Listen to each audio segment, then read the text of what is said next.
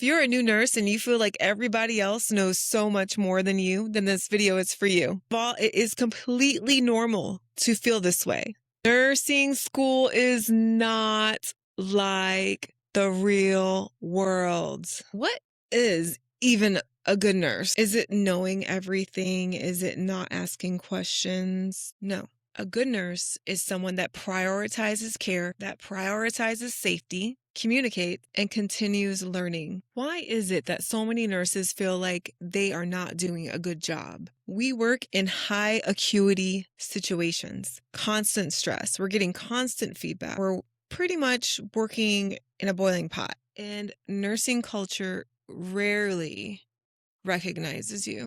But you know what? Feeling bad means that you actually care.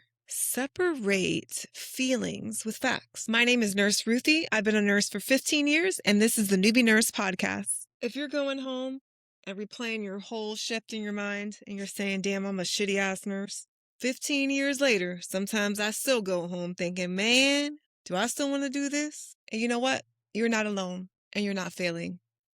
I am going to give you some practical, doable advice, and welcome to the Newbie Nurse Podcast. If you'd like to learn more, check out my Newbie Nurse Guide. You can also like and subscribe, share, start creating proof of growth. When I say proof of growth, I mean when you put your first IV in, when you have that first tough conversation with a patient, a coworker, and the first shift that you felt confident when you gave a report and you didn't cry. Confidence comes from consistency, not perfection. So what has been the hardest part for you to build some confidence as a new nurse? Start writing down all your learning points, everything that you learned that shift. Start tracking it. Anything that you notice that you're doing a lot easier. IV insertions, taking and receiving report, answering doctors' questions.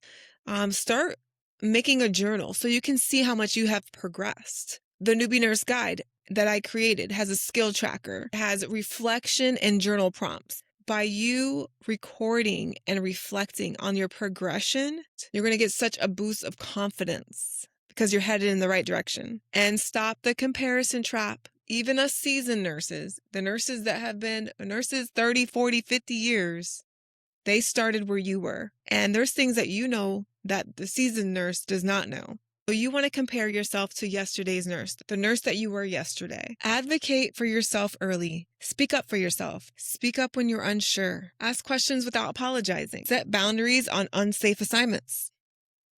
Build confidence by preparation. This may mean coming into work a few minutes earlier. You can go ahead and look through that chart. That's what I did my first year as a nurse. I would come in, I would look at all my patient charts and pray that after I did that, they didn't change the assignment. I'm going to practice using SBAR, situation, background, assessment, recommendations. You will hear a scary nurse is a new nurse that doesn't ask any questions. Therefore, it will be important because you are the patient's advocate. The patient is depending on you, whether they know it or not. They're depending on you to save their ass. Every time that you go into work, you're going to build. Confidence is not knowing everything. Confidence is just knowing. That lack of confidence is not incompetence. Do new nurses struggle with confidence? Consciously, you start comparing yourself to these nurses that have been on the floor for years. The environment is fast-paced. Confidence is something that you build. It does not magically appear. You have to build it.